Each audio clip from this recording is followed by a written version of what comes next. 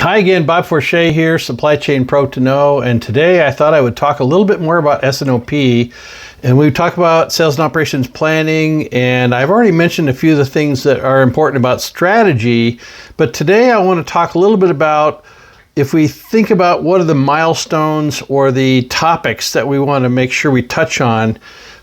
In a nutshell, we need to focus on opportunities, gaps, changes, risks, and anything that would be more of a short to midterm kind of initiative kind of activity. So things for process improvement or customer satisfaction objectives.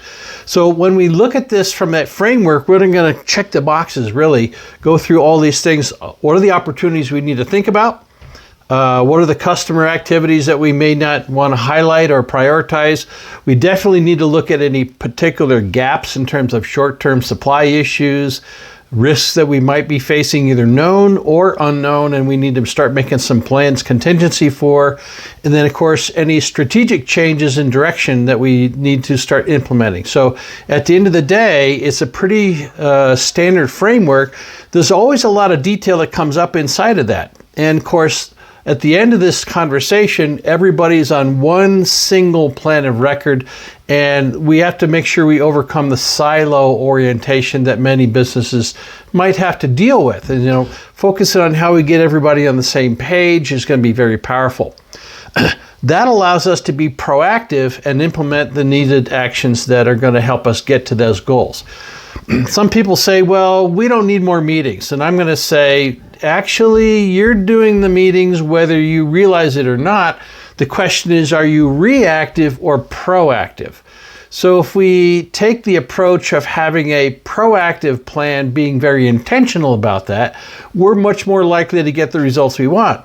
If we are skipping some of these steps, or we're not having the preparation that we need, and we're not being productive about it, then we become reactive by definition.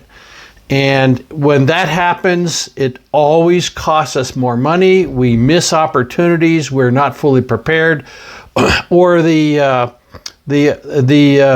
amount of effort that goes into following up after something takes place, because it's reactionary, ends up being very chaotic and very expensive. So there's a lot of validity to thinking about how to be more proactive and being very intentional about that. So that's the message I want to leave with you today. And if you're managing your S&OP with a very intentional approach, then you are doing proactive planning, and your performance on the daily basis is going to show that a lot. So I have a couple of Excel worksheets that I use to kind of measure a company's performance. If you're interested in seeing how that might look, I'd be happy to share it for you. It's free, it's very effective, and it gives you a couple of ideas about what that might look like.